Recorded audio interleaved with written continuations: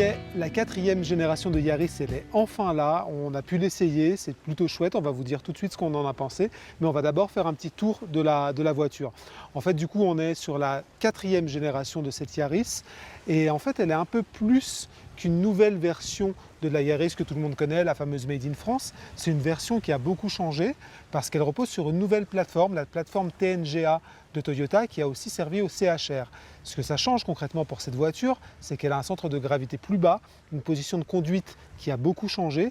Et donc ça, en fait, déjà, ça va changer la façon le comportement de la voiture. Mais on va déjà s'intéresser à l'aspect extérieur de la voiture avec un design qui a été largement modifié. Elle est nettement plus agressive, elle a des traits beaucoup plus dynamiques, beaucoup plus sportives.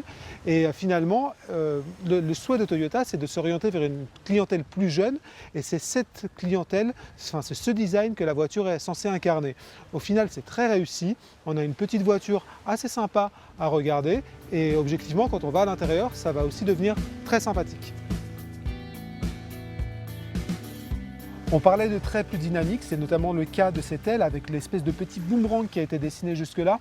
Et ben voilà, ça donne un peu plus d'impulsion, un peu plus de sportivité au véhicule. Et c'est justement ce trait-là qui a été déployé sur l'ensemble de la voiture. Et forcément, la petite Yaris d'1 litre qui avait tendance à être un petit peu vieillotte, un petit peu compliquée à conduire, ben là, elle donne l'impression d'en vouloir un peu plus sur la route. Et c'est exactement ce qui se passe à l'intérieur.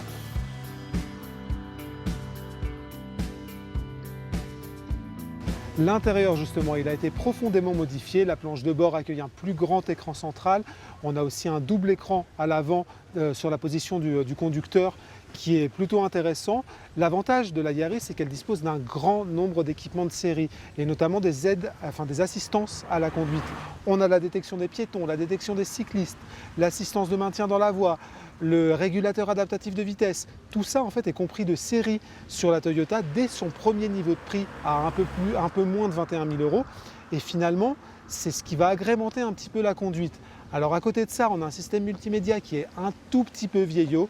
Il est en progrès par rapport à ce qu'on a connu jusque-là chez Yaris, mais c'est quand même pas idéal. Heureusement pour les acheteurs de Yaris, il y a un petit côté plutôt sympathique, c'est la compatibilité de série dès le premier modèle avec iOS et Android, en filaire évidemment, mais du coup ça permet, si on n'aime pas beaucoup l'environnement Yaris, de passer directement sur son environnement de téléphone et franchement c'est vraiment très bien. Donc, ce qu'on a pensé de cette Yaris, c'est finalement que c'est une très bonne voiture. Évidemment, la motorisation hybride de Toyota, on la connaît, elle fonctionne très bien. Et sur cette Yaris, elle donne même d'agréables surprises. On a été à moins de 4 litres au 100 quand on a roulé un petit peu pépère. Et on a même roulé dans le massif des Bauges qui est juste derrière nous. On n'a jamais dépassé les 5 litres au 100 de conso. Et c'est vraiment chouette pour le coup.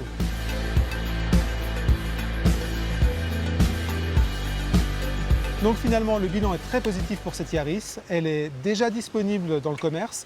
Son prix de départ est de 20 950 € et en toute option, elle atteint un peu plus de 24 000 €, ce qui en fait une voiture au positionnement rapport qualité-prix très intéressant.